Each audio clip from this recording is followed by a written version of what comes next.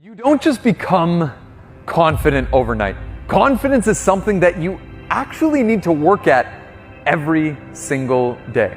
But the problem is, a lot of times when we have a test, an exam, a big interview, something happening, a moment in time where we need to show up, it can feel like those moments are so few and far between and that we're not enough to handle it.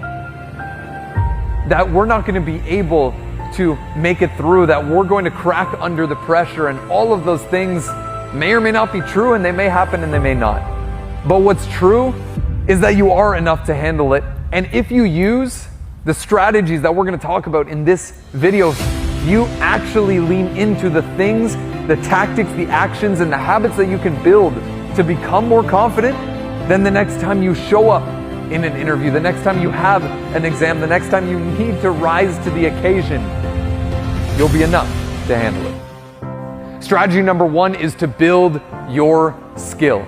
If you want to build your confidence, you need to build the reminders of what you're able to do, the reminders of what is possible for yourself. The more skills that you build, the more talent that you develop, the more competency that you have, regardless of what it's in, will trick yourself into believing to be more confident, will allow you to feel more confident in yourself and in your own ability. Strategy number two is to welcome failure.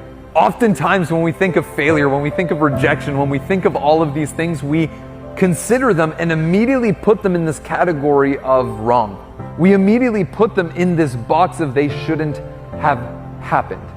When the reality is, failure is necessary to be able to improve. Failure is necessary to be able to excel. If you aren't willing to fail, you are not going to succeed. If you haven't built the ability to welcome in failure, you will not have the opportunity to be able to succeed. You will not have the opportunity to achieve success. Strategy number three is have an end goal. So many people go through their lives random.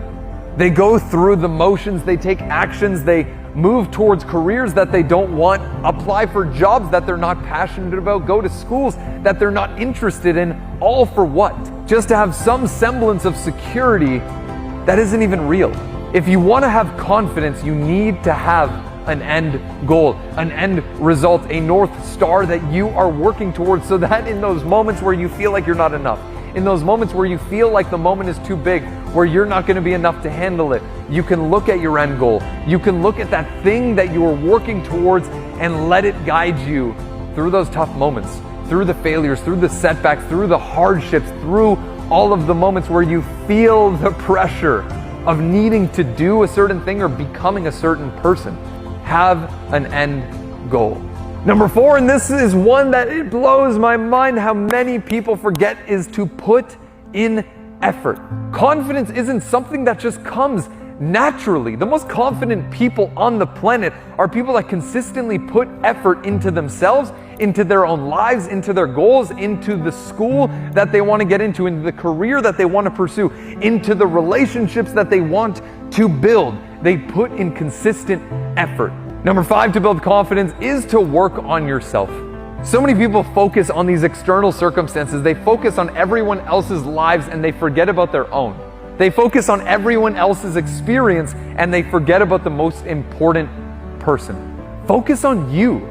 Focus on your progress, on your goals, on your vision, on what you actually want, because so many people are living a diluted version of what their friends want them to do, what their parents suggest them to be, what their teachers and advisors wish they would pursue, when the reality is that's living someone else's version of your life as opposed to being you and living your own life with your own goals and your own passions.